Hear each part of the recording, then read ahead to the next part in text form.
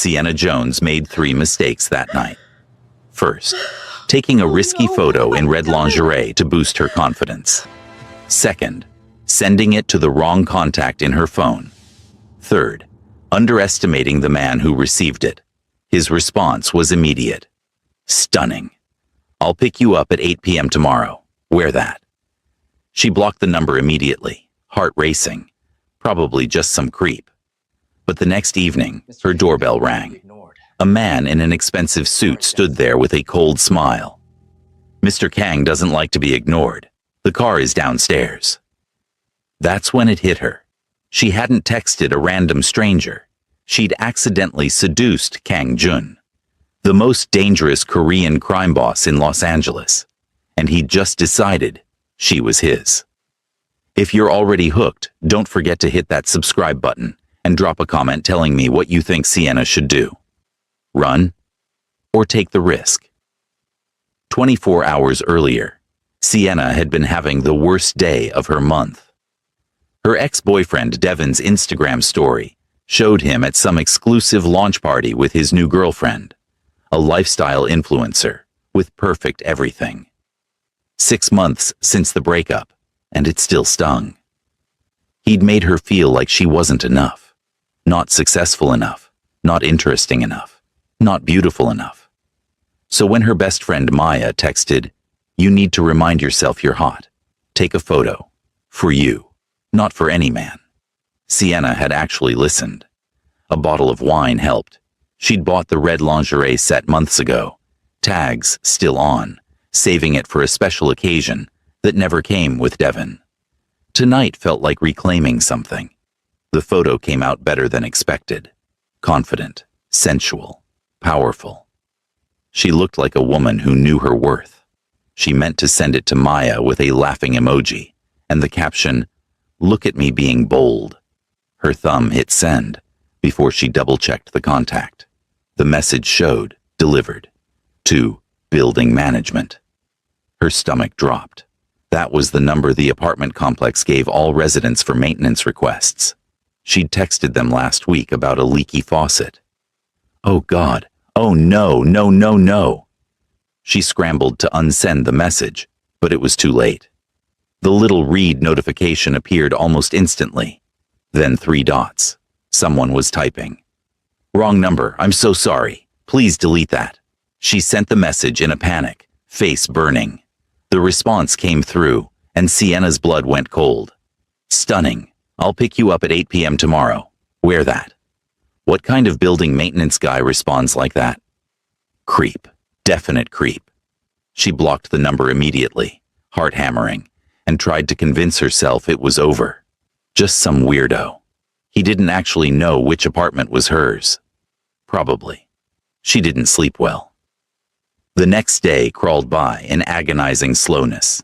She jumped at every notification, checked her door's peephole twice, and almost convinced herself she'd overreacted.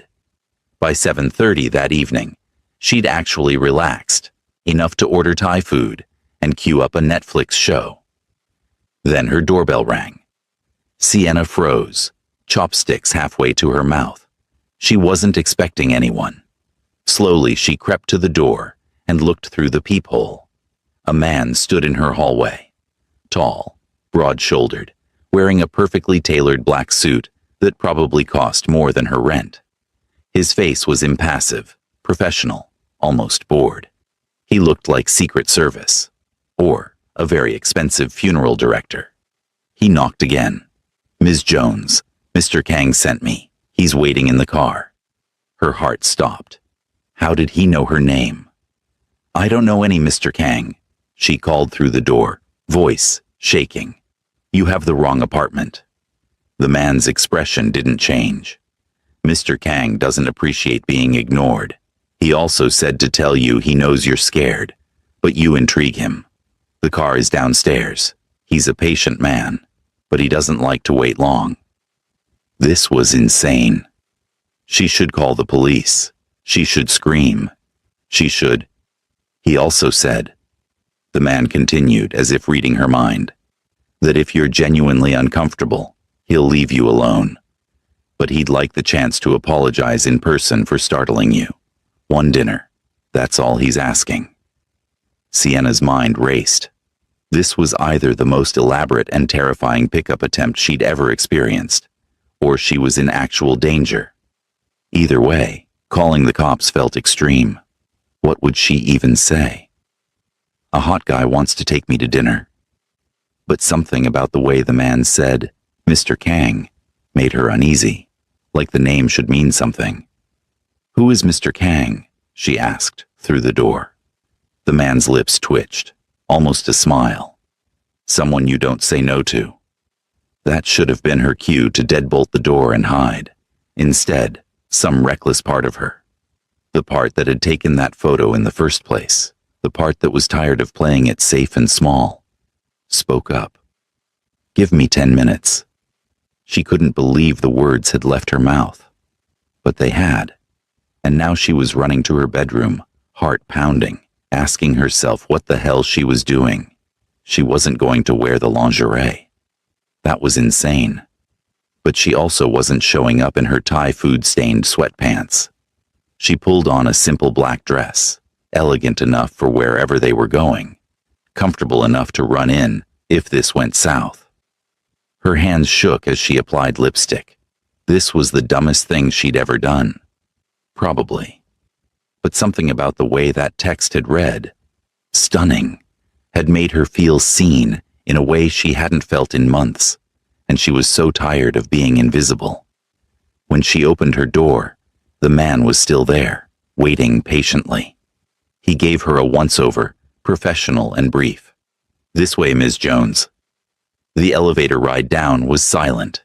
Sienna's mind screamed at her to press the emergency stop button, to run, to do literally anything other than follow this stranger.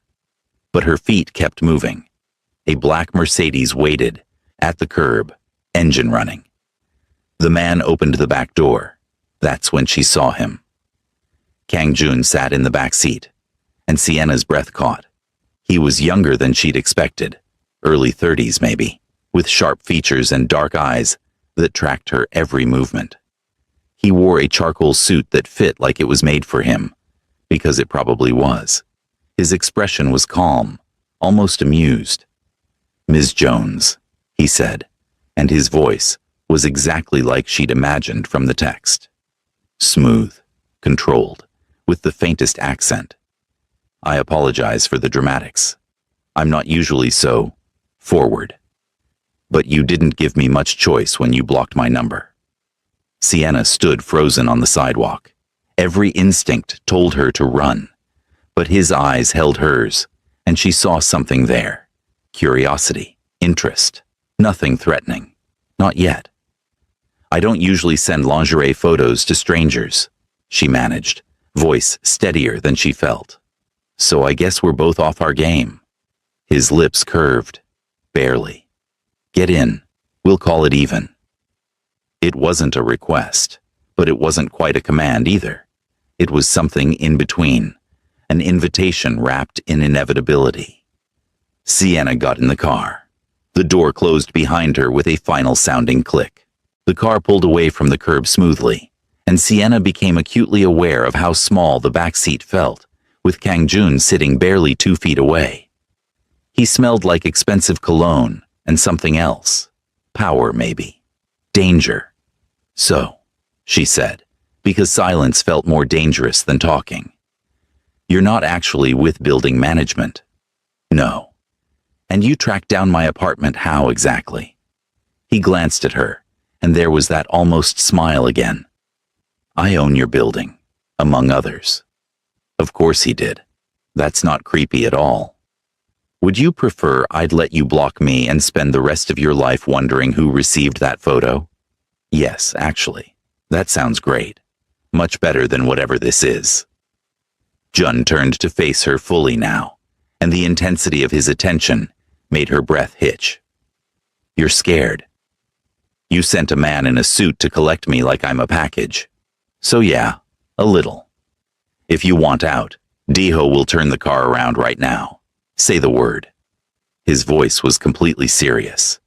But I don't think you want that. Sienna's jaw tightened. You don't know anything about me. I know you took that photo because you wanted to feel powerful. I know you sent it by accident, but you didn't apologize for the photo itself, just for sending it to the wrong person. I know you're sitting here right now instead of calling the police, which means some part of you is curious. He paused. And I know your ex-boyfriend is an idiot who didn't deserve you. She blinked. How do you? You have a tell. When you're thinking about him, your jaw does this thing. He gestured vaguely at her face. You've done it 3 times since you got in the car. This man was observant and dangerous, and Sienna should absolutely demand to be taken home. Instead, she found herself asking, where are we going? Somewhere private, where we can talk without interruption. That's a serial killer answer. June's lips twitched into an actual smile this time, brief but genuine. If I wanted to hurt you, Ms. Jones, I wouldn't waste time on dinner. That's also a serial killer answer. You're funny when you're nervous. You're terrifying when you're calm. He laughed, a low, quiet sound that did strange things to her pulse. Fair. The car pulled up to a building in downtown LA, all glass and steel, and too expensive for Sienna to have ever noticed before. Deho opened the door, and Jun stepped out first, then offered his hand to help her. She ignored it, and got out on her own. His smile widened slightly. The elevator required a key card. They rode up in silence, Sienna counting floors, Jun watching her count. When the doors opened, they stepped directly into a penthouse apartment that looked like something from a magazine. Floor-to-ceiling windows overlooked the city, lights glittering like fallen stars. This is yours, she asked, despite herself. One of them. Right. Because of course it was. What exactly do you do, Mr. Kang? Jun. And I handle logistics. Logistics. Import-export, property management, investment opportunities. Sienna turned to face him. You're being deliberately vague. I'm being polite. He moved to a bar cart and poured 2 glasses of wine without asking if she wanted any. The truth tends to scare people away, and I'd like you to stay for dinner at least. He handed her a glass. Their fingers brushed, and Sienna felt the contact like electricity. Try honesty, she said. I might surprise you. Jun studied her for a long moment. Then he set his glass down. I run organizations that operate outside traditional legal frameworks. I own legitimate businesses that generate legitimate income. But I also control operations that the police would very much like to prove exist. I have enemies who would use anyone close to me as leverage. And I have resources that make me essentially untouchable.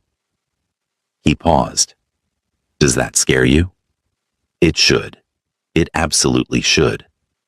Sienna's heart was racing, but not entirely from fear. You're telling me you're a criminal. I'm telling you I'm powerful. How you define that is up to you. And you invited me here because I accidentally sent you a photo. I invited you here because you intrigued me. The photo was just the introduction. He stepped closer, and Sienna's back hit the window. Not trapped. She could move if she wanted, but she didn't. Most people in this city are predictable, boring. You blocked me. No one blocks me. Maybe more people should. Probably. His eyes dropped to her lips, then back up. Are you going to run? She should. Every logical brain cell screamed at her to get out. But standing here, with this dangerous man looking at her like she was the most interesting thing in his world, Sienna felt something she hadn't felt in months. Seen, valued, desired. Not yet, she whispered. Jun's smile was slow and dangerous. Good. Dinner was delivered by someone who set up the table without making eye contact and disappeared like a ghost. The food was incredible. Some fusion of Korean and French cuisine that Sienna couldn't name, but devoured anyway. Jun asked questions, real ones, about her photography hobby, her business degree, what she actually wanted from life, instead of what she thought she should want. He listened, like her answers mattered, like she mattered. "Your turn," she said finally, third glass of wine making her bold. "Why are you really single?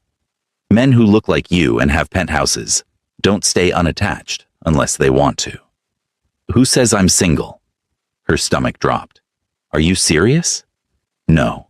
He looked almost apologetic. "But your face just now was entertaining. You're an asshole." "Frequently." He refilled her glass. "I'm unmarried, because the women I meet want one of two things: my money or my status. No one's ever blocked my number before. No one's ever called me an asshole to my face." "Really? You must not get out much." He laughed again, and Sienna realized she liked that sound, liked that she could make this controlled, dangerous man genuinely smile. "Tell me about your ex," Jun said. "Absolutely not. He hurt you." "He made me small," Sienna corrected before she could stop herself. The wine was definitely talking now. "I spent 2 years trying to be what he wanted, quieter, less opinionated, more grateful for his attention. And it still wasn't enough. He left me for someone shinier." Jun's expression darkened. "What's his name?" "Why?" "Curiosity. You're not having him killed because my feelings got hurt. I wasn't planning on killing him." Jun's voice was mild, but his eyes weren't. "Maybe just a conversation about respect." "That's insane. That's protective." He leaned forward. "You deserve someone who doesn't make you smaller. You deserve someone who wants all of you. The bold parts, the sharp parts, the parts that send risky photos and block strange men." Sienna's breath caught. "You don't even know me. Then let me." It wasn't a question. It was an invitation, a challenge. "Stay. Not just for tonight. Stay and let me show you what it's like to be with someone who sees you." "This is crazy." "Yes. You're dangerous. Very. I should leave right now." "Probably." Jun stood and crossed to her, offering his hand. "But you won't." Sienna looked at his hand, at his face, at the city glittering behind him through those massive windows. She thought about Devon, about playing it safe, about making herself small and quiet and acceptable. She took his hand. Jun pulled her close, and when he spoke, his voice was low and rough. "Tell me to stop." "No." He kissed her then, soft at first, testing. When she kissed back, it deepened into something desperate and consuming. His hands framed her face like she was precious, and Sienna felt something crack open inside her chest. When they finally broke apart, both breathing hard, Jun pressed his forehead to hers. "This changes things," he said quietly. "I know. You can still walk away." Sienna thought about it, really thought about it. Then she smiled. Not yet. 3 weeks later, Sienna's life had become something she didn't recognize. Jun was constant, not smothering, but present. He texted her good morning in Korean and taught her how to respond. He sent cars to pick her up from late library sessions. He took her to private art galleries after hours and watched her photograph empty spaces like she was creating something magical. And the man had layers. In business meetings, the legitimate ones he let her glimpse, he was cold and calculating. With his people, he was respected and feared. But with her, alone in his penthouse or walking through Little Tokyo at midnight, he softened into someone almost vulnerable. "You're staring," Jun said, without looking up from his laptop. They were in his home office, Sienna editing photos on the couch while he worked. "You have a tell too," she said. "When you're stressed, you do this thing with your jaw." He glanced at her, amused. "I don't get stressed." "Liar. What's wrong?" Jun closed the laptop and leaned back. For a moment she thought he wouldn't answer. Then, "Someone's pushing into territory that's mine. It's handled, but it's inconvenient."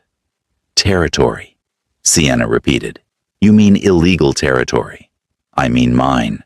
She'd learned not to push too hard on the details of his work. Some part of her didn't want to know. Not yet. Maybe not ever. Is it dangerous? No more than usual. That's not comforting. Jun stood and crossed to the couch, pulling her onto his lap in one smooth motion. She went willingly now, no longer startled by his casual displays of possession. I told you what my life is. If it's too much, it's not. She cut him off with a kiss. I'm just adjusting. You're doing better than adjusting. His hands settled on her hips, thumbs tracing small circles. You're thriving. I see it. He was right. Sienna felt different lately, bolder. She spoke up more, stood straighter, stopped apologizing for taking up space. Jun noticed everything, remembered that she hated spicy food, that she loved to photograph in golden hour light, that she needed silence when she was editing photos. He made her feel visible in a way that was addictive. I have a question, she said, playing with the collar of his shirt, and you have to answer honestly. Always. Why me? Really? You could have anyone. Jun was quiet for a moment, his dark eyes searching hers. Because you make me feel normal, not like a shiny object. Do you know how rare that is? Most people in this city either want something from me or fear me. You did neither. You saw me as an inconvenience. He smiled slightly. It was refreshing. So this is a novelty thing. No. His voice turned serious. This is a, you make me feel human thing. This is a, I think about you constantly thing. This is a, you're becoming dangerous to me thing. Sienna's breath caught. Dangerous how? Dangerous because people I care about become targets. His grip tightened slightly. Dangerous because I'm starting to make decisions based on what keeps you safe rather than what's strategically sound. Dangerous because... She kissed him, cutting off whatever he was going to say. When they broke apart, she whispered, I'm not going anywhere. You should. Too late. Jun groaned and pulled her closer, burying his face in her neck. You're going to ruin me. Good. You probably deserve it. He laughed against her skin, and Sienna felt the rumble through her whole body. Probably. That night, they made love for the first time. Jun was careful, attentive, watching her face like he was memorizing every expression. When he told her she was beautiful, Sienna believed him. When he whispered, You're perfect exactly like this, something Devon had broken inside her finally healed. Afterward, wrapped in his sheets, Jun traced patterns on her bare shoulder. Tell me something true, something you've never told anyone. Sienna thought about it. I used to take pictures of other people's happiness because I didn't think I deserved my own. I thought, if I documented enough joy, maybe some of it would stick to me. Jun's hand stilled. Then he pulled her closer. And now? Now I'm starting to believe I can have my own. Sarange, he murmured into her hair. What does that mean? It means you're mine, and I'm keeping you. She smiled against his chest. That's not what it means. Close enough. But the peace didn't last. 2 days later, Sienna received the first message. Unknown number. You're prettier in person. That red dress you wore Tuesday? Stunning. Her blood went cold.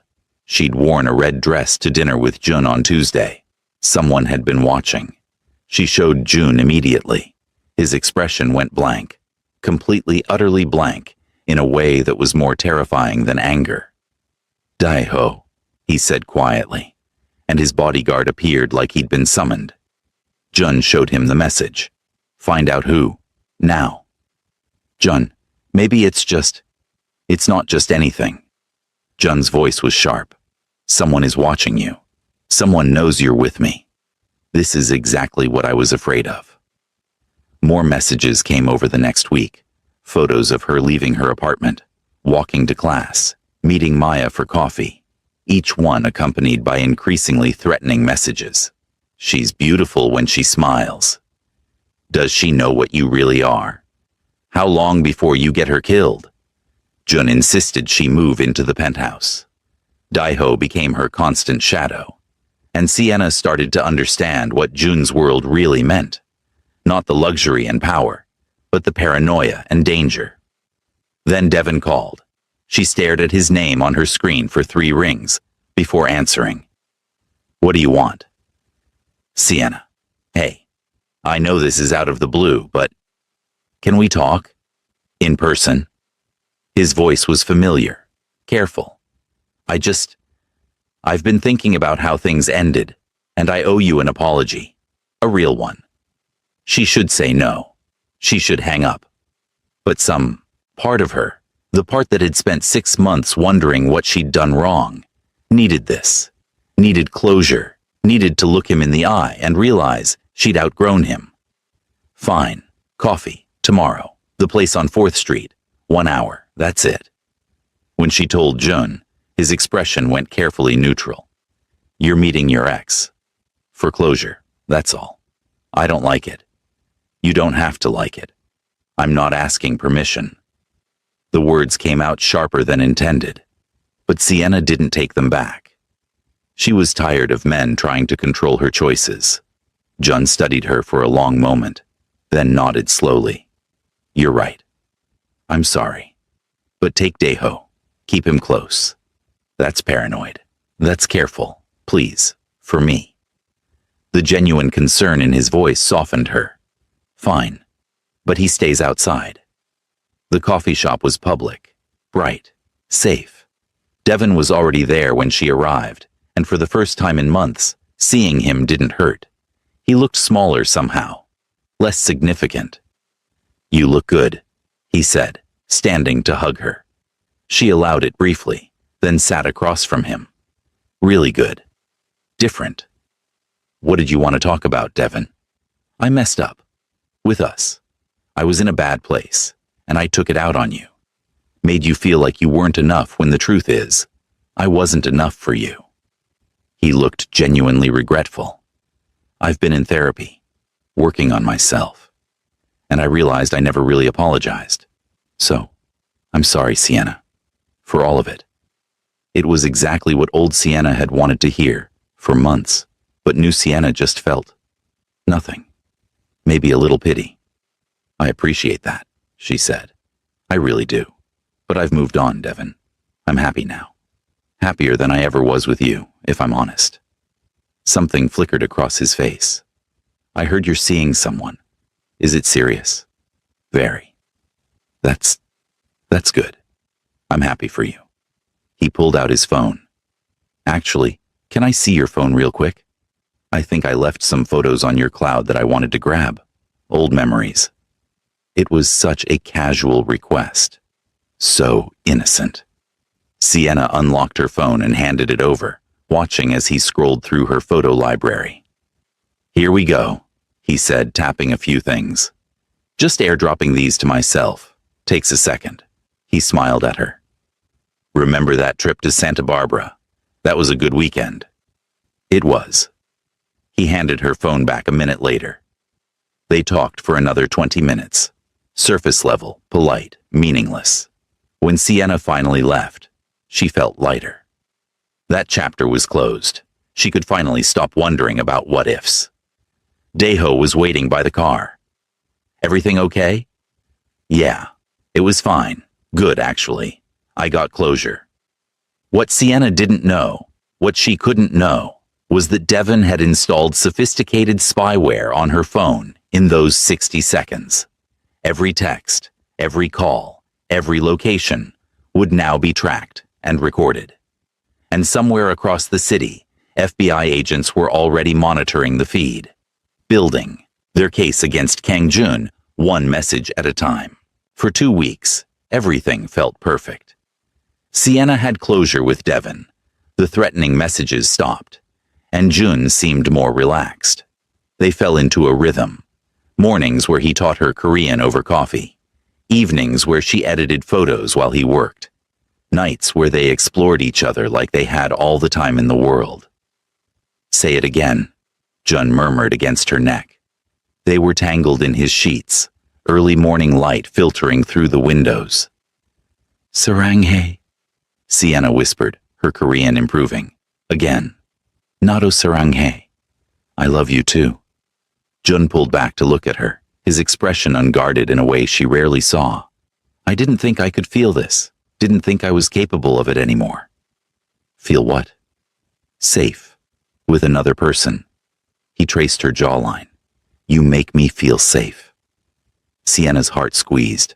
This dangerous man, this person everyone feared, felt safe with her. You make me feel brave. You were always brave. You just didn't know it. She kissed him, slow and deep, and they got lost in each other again, until Daeho's discreet knock interrupted them. Boss, we have a problem.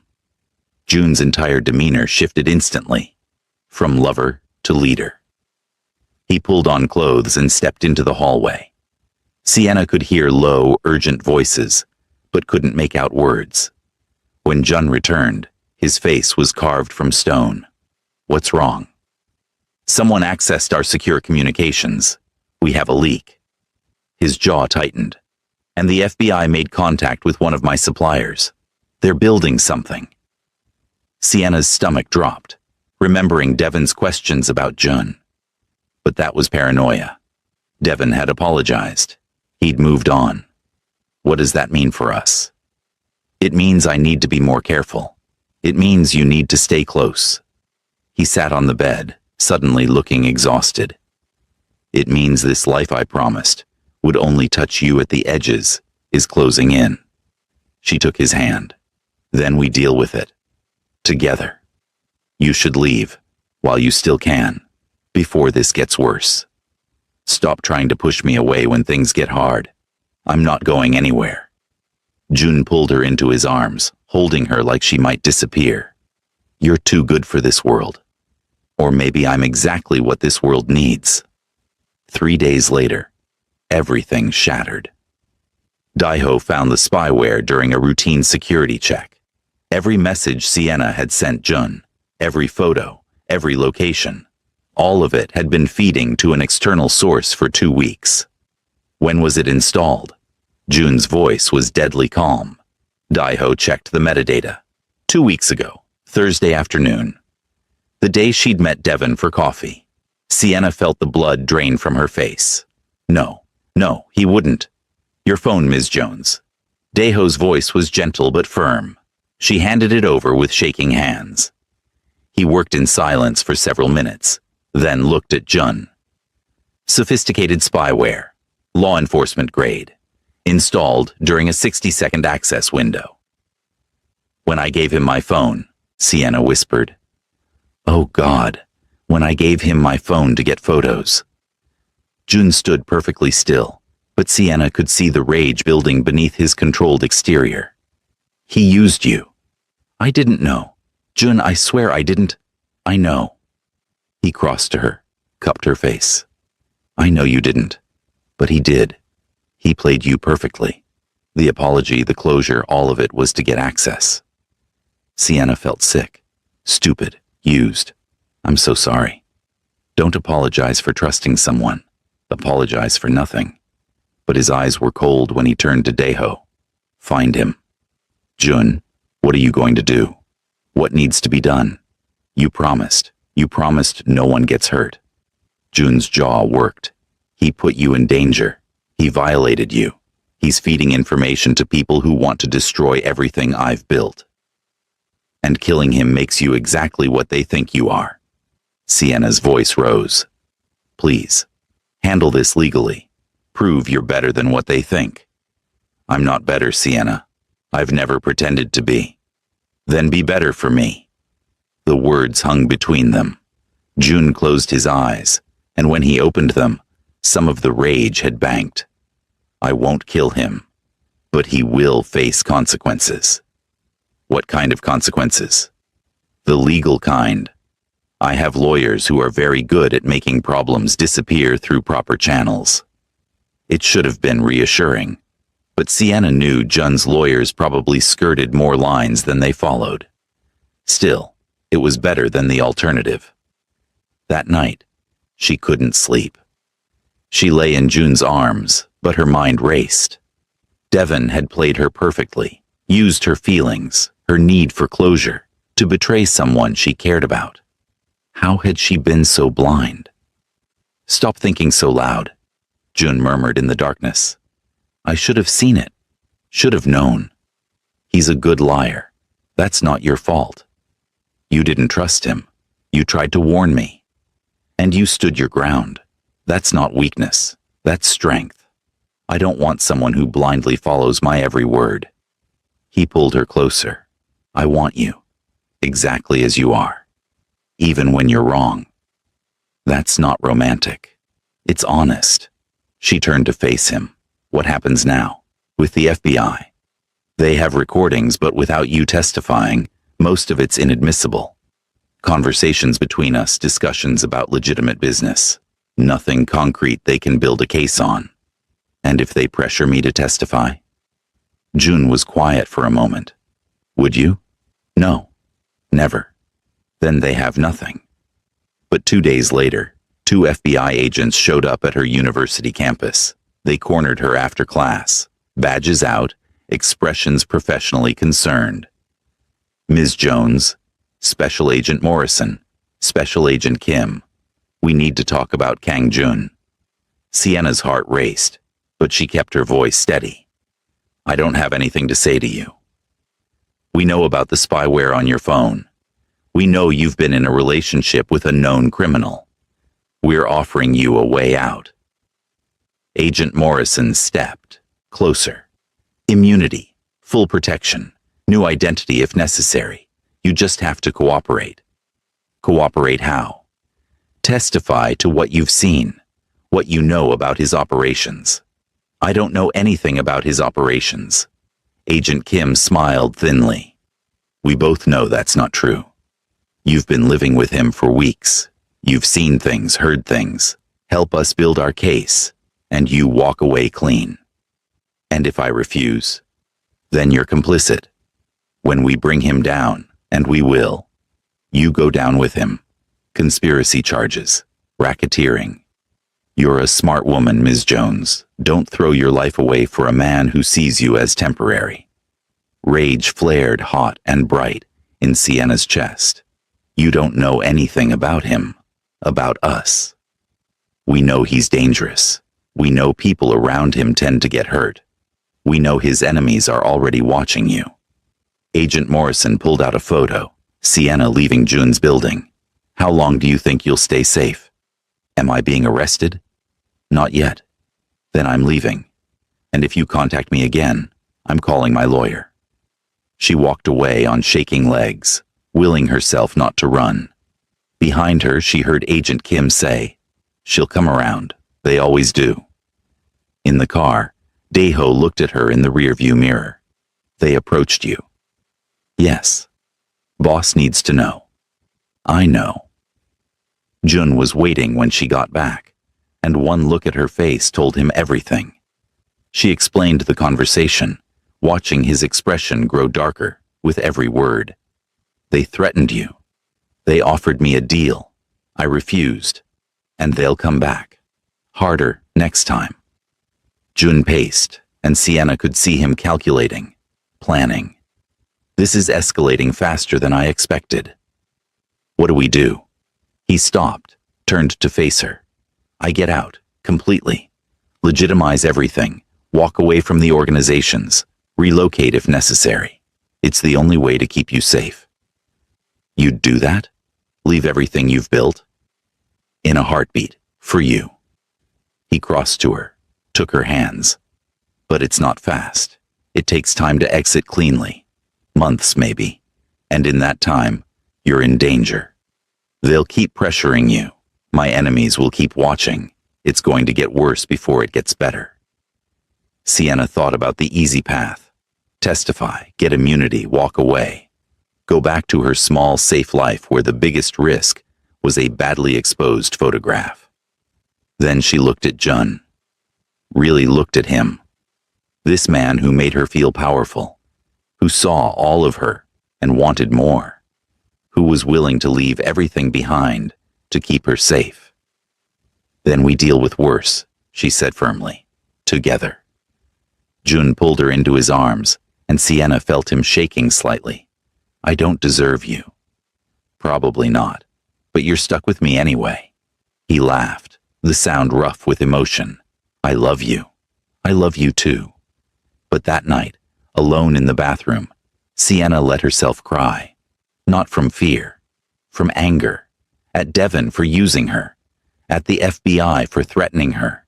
At a world that made loving someone like Jun so dangerous.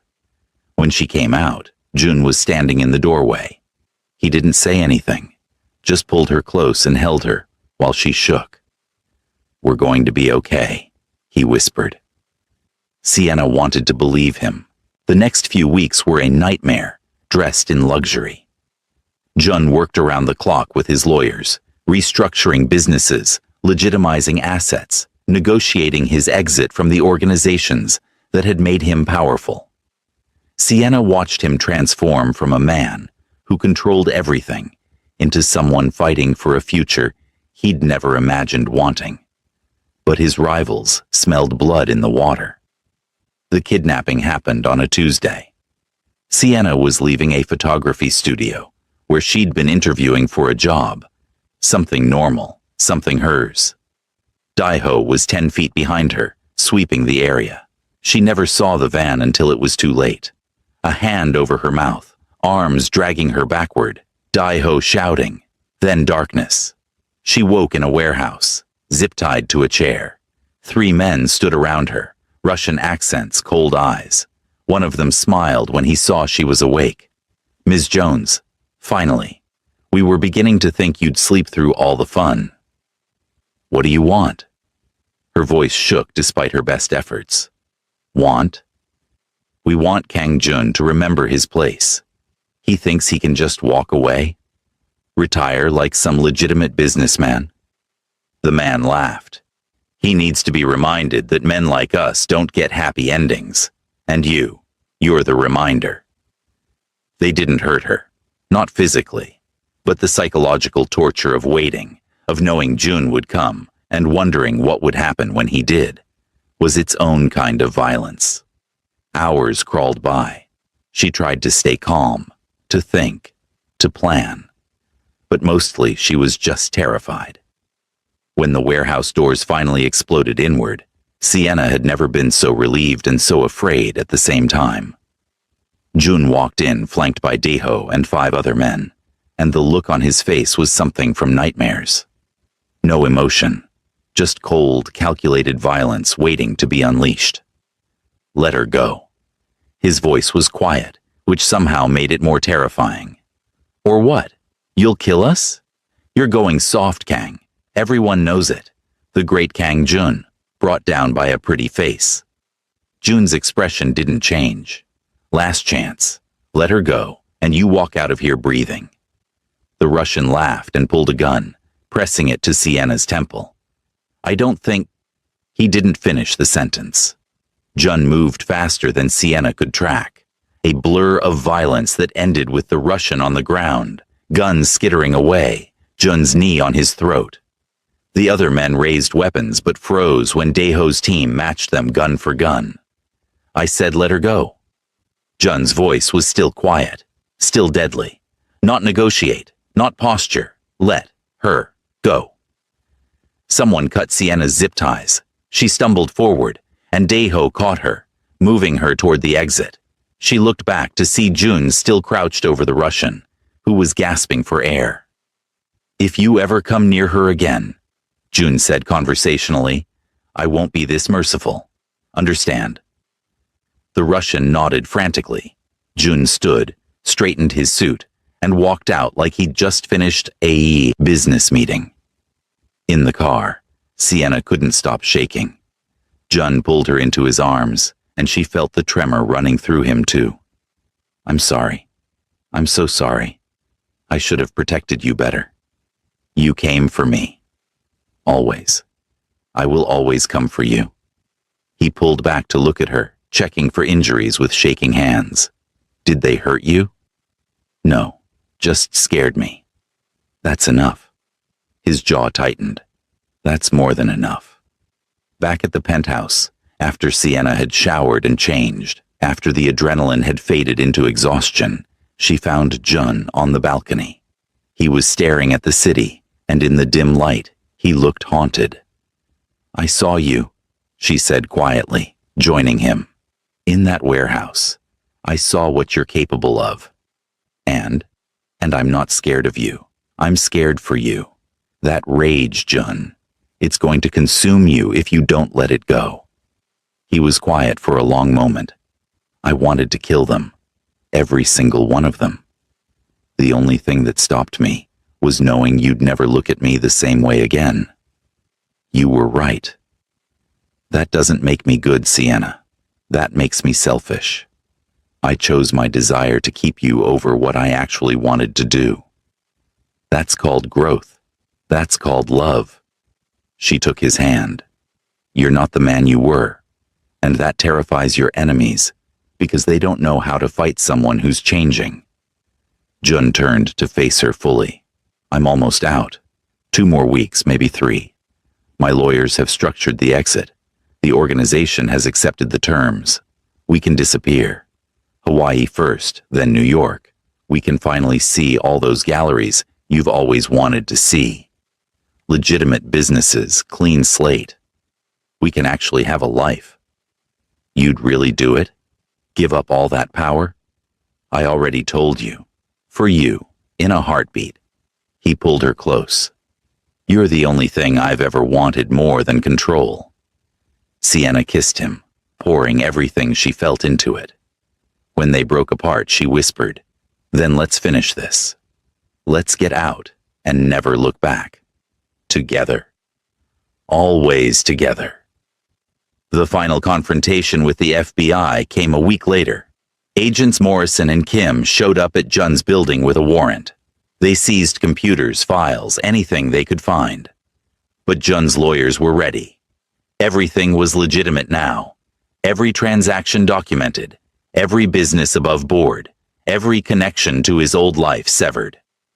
"This isn't over," Agent Morrison said as they left empty-handed. "We know what you are, Kang." "You know what I was," Jun corrected calmly. "And you can't prosecute someone for their past when you can't prove it." After they left, Daiho approached Jun with news. "Devin's been handled. Legal channels like you promised. His cooperation deal with the FBI fell apart when we proved the spyware was obtained through illegal means. He's facing charges of his own now. Wiretapping, harassment, violation of privacy." "Good." Jun looked at Sienna. "Is that enough? Do you have closure?" Sienna thought about it. She'd spent months trying to win Devin back, months feeling like she wasn't enough. Now, knowing he'd used her, violated her trust, and was facing consequences, yeah, that's enough. I don't need to see him or hear from him ever again. That chapter is closed. Jun nodded. Then we're done. With all of it. 2 weeks later, they landed in Hawaii. The house Jun had bought was right on the beach. Private, beautiful, theirs. Sienna stood on the lanai watching the sunset, and for the first time in months, she felt like she could breathe. Jun came up behind her, wrapping his arms around her waist. "Any regrets? About leaving LA? No. About that accidental photo?" She turned in his arms, smiling. "Best mistake I ever made. You changed my life. You changed mine first. You showed me I was worth more than I believed, that I didn't have to make myself small to be loved. You were never small. You were always this." He gestured at her. "Fierce, bold, perfect. You just needed someone to see it." They made love that night with the sound of waves in the background, and it felt like a new beginning. No more threats, no more danger, just them. 6 months later, they moved to New York. Jun's businesses thrived, all legitimate, all clean. Sienna's photography career took off. She had her first gallery show, and Jun was there for every moment, proud and beaming in a way that still made her heart skip. When he proposed, it was simple. No grand gesture, no production. Just the two of them in their living room, and him saying, "Marry me. Build this life with me. Forever." She said yes before he finished the sentence. The wedding was small. Maya, Deho, a few close friends. No family drama, no complications. Just two people who'd found each other in the most unlikely way, promising forever. On their wedding night, Sienna looked at Jun in his tuxedo and remembered the first time she'd seen him. Dangerous, controlled, untouchable. Now he was hers. Soft only for her. Human only with her. "What are you thinking?" he asked, pulling her close. "That I sent a photo to the wrong number and ended up with exactly the right person." Jun laughed, that rare, genuine sound she'd learned to treasure. "I received a photo from a stranger and found the only person who could make me want something more than power. Was it worth it? Giving up everything you built?" "Sienna." He cupped her face, his dark eyes serious. "You are everything I built.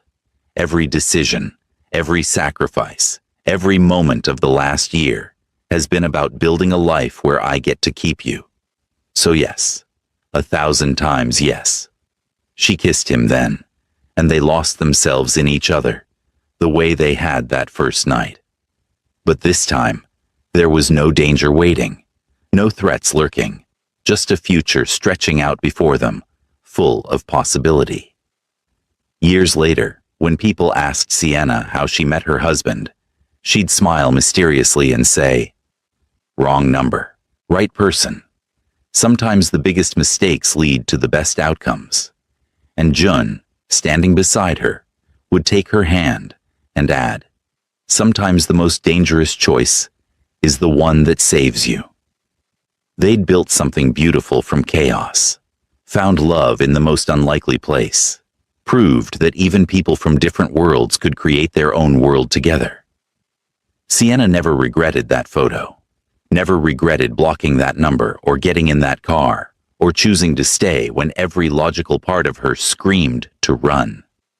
Because sometimes, the scariest choice is the right one, and sometimes, the wrong number changes everything.